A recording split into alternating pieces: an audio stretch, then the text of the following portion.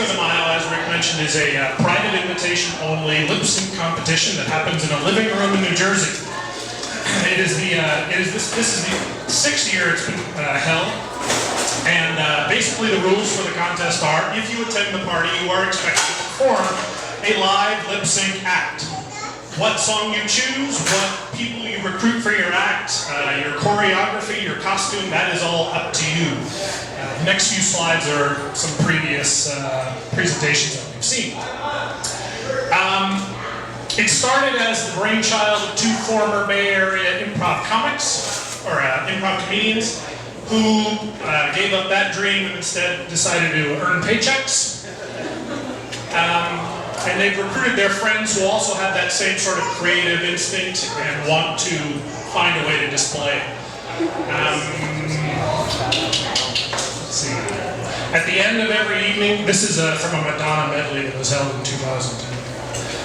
At the end of every evening, after all the presentations have been presented, there's a round of voting. Ballots are passed out. There are 4 categories that you can win: best overall performance, best technical performance, best costume, and I invented, because of my participation, best video.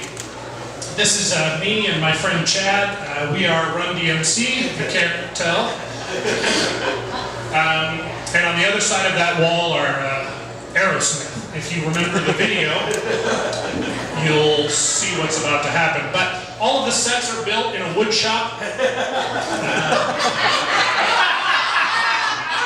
All of the instruments are fake. They are all customized, and you can order yours from one of the participants.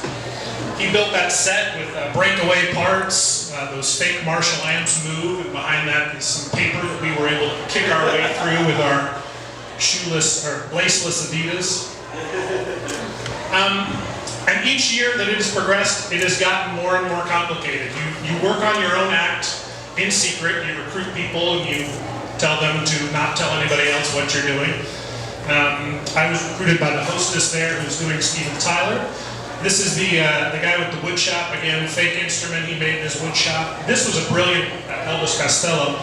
He had this facade of a radio, but it also played video that he edited together. And then right at the end of his act, he was able to step behind it, and then he appeared in the video.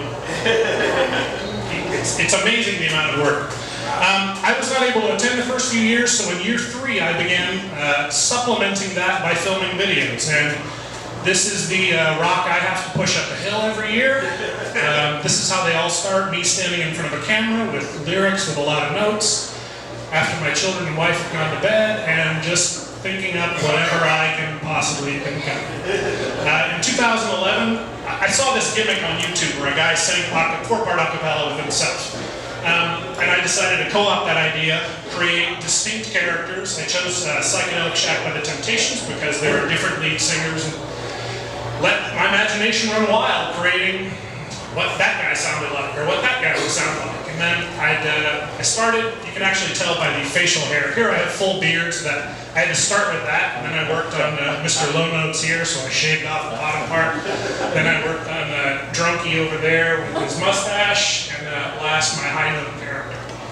And it was literally just, once I had this is the pocket that I stand in. So this is just a curtain I bought off some fabric website. Here are the props that I'm pulling out that are sort of off camera. As I turn left and right, I can subtly grab things. I'm very technical with my tape and light.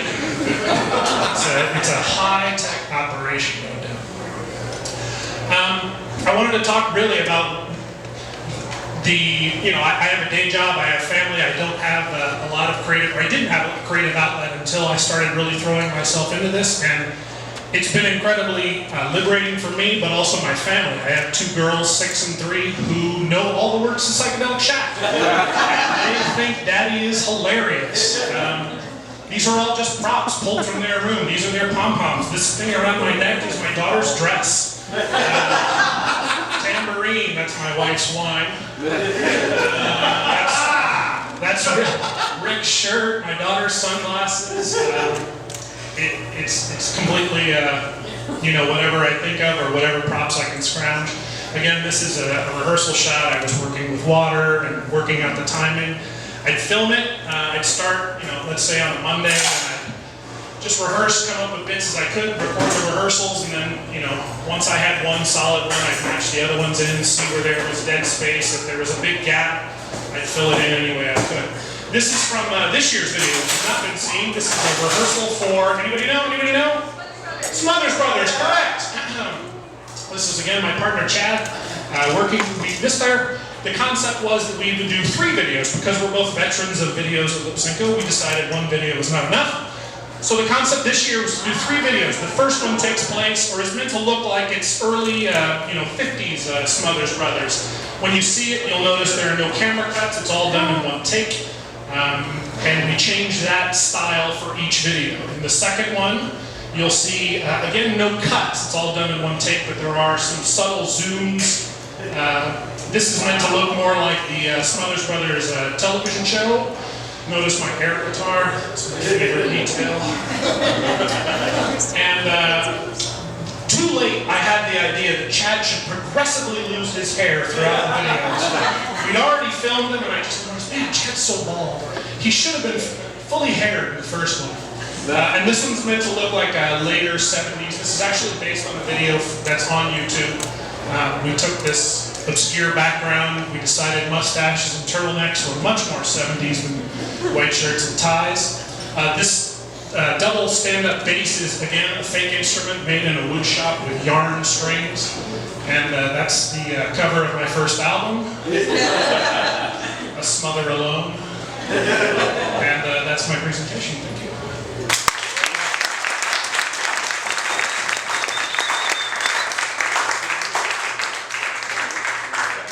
This around if you'd like to see it. And as I mentioned before, after our next, when we're done with the presentations, we say goodnight to the regular presentation session. We'll be showing the